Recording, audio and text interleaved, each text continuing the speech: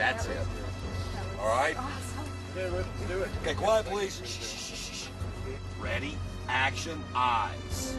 Okay, his head moves, his mouth opens up as he stands. There you go. Yeah, that's it. The zombie dog was created by Henderson Design and Productions, headed up by Doug Henderson, that's me.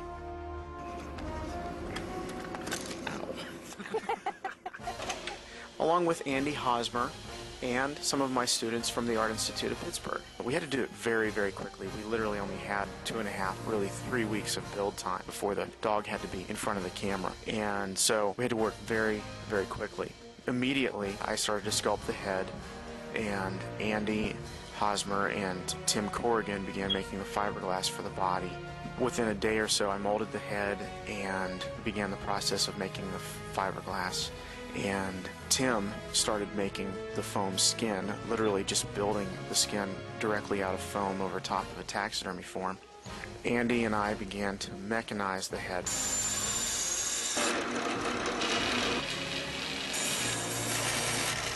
We wanted to make sure that we had eye movement. You know, we wanted the eyes to move side to side and up and down, and we wanted it to snarl. So we designed mechanisms that would lift the nose and then also lift the lips on either side. Of course, the jaw needed to move, and we wanted the eyes to be able to squint, which was really important to us because the way that dogs' eyelids work, they don't blink quite like humans do. So we wanted to actually move the brow and the cheekbone together to cause it to squint. We also wanted the head to look side to side and up and down, and so we came up with this idea. We'd seen a triple parallelogram, and I thought, well, why couldn't you just hook 2 triple parallelograms together? And so we call it the double triple parallelogram. That's what's used for the neck mechanism. Whenever we were considering this triple parallelogram, I wanted to make sure it would work, so I began building a miniature version of it while we were waiting for the taxidermy forms to arrive. Andy came over and helped me finish it, and we worked out a lot of the bugs on the little thing, figured out how we would actually attach the 2 triple parallelograms to each other. Also, it gave us an idea of the range of movement we'd be able to get. Andy and I talked quite a bit about how we would rig up this dog. We knew that we needed to make it so that it was a little bit mobile, so it could roll forward and we could rod puppeteer the legs. And so we had a bunch of different designs in mind and drew those over and over again until finally we came up with this design. And Andy welded a steel frame for the body, and then he also welded a steel rig that the whole thing could be held onto. The bottom of it had little wheels, and we had a platform that the legs would go on so that whenever we would tilt the body, which was on a pivot in the back, that would actually allow the dog to sort of crouch down. We didn't end up really getting to shoot it that way, but that was part of the design. And then the legs are hinged and jointed, and that's for just direct puppeteering, like rod puppeteering.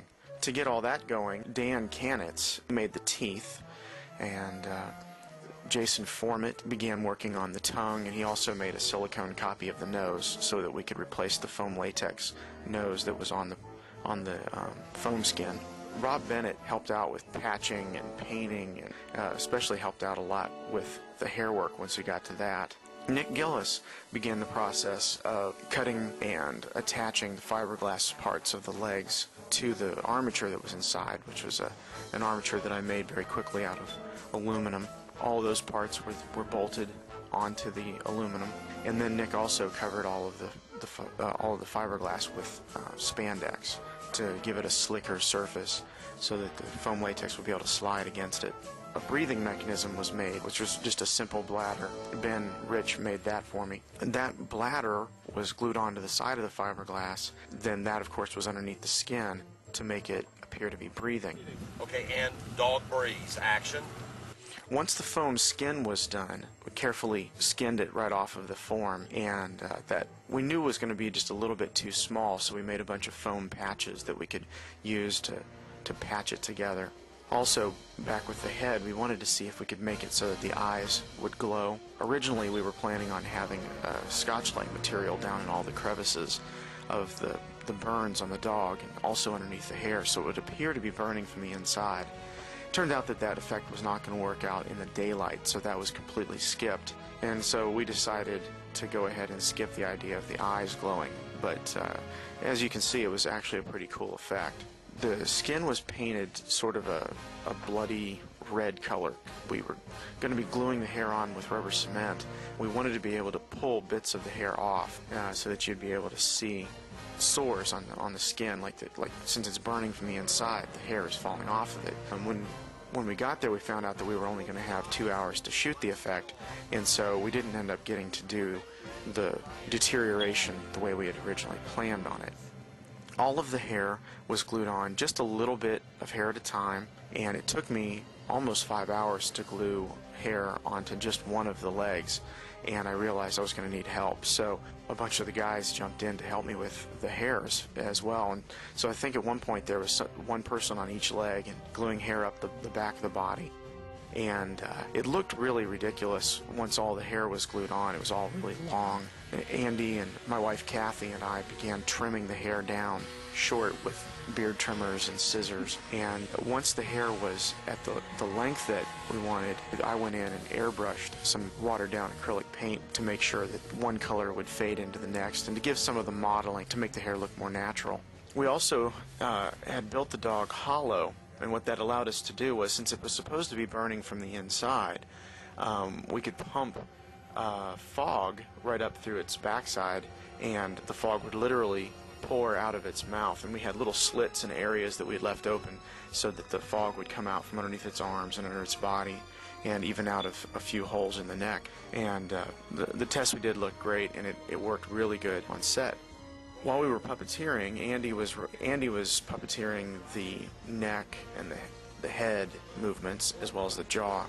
He also was blowing on a tube which inflated the bladder to make it appear to be breathing. I was puppeteering the legs off camera, and also I would put the fog up the backside of the dog, and then my wife puppeteered the face with remote controls. She was moving the eyes and snarls. And so with the three of us puppeteering it, the dog actually looked quite alive. So anyway, it was a lot of work, a lot of hard hours, and all the guys just really dove in and did a great job bringing together the zombie dog.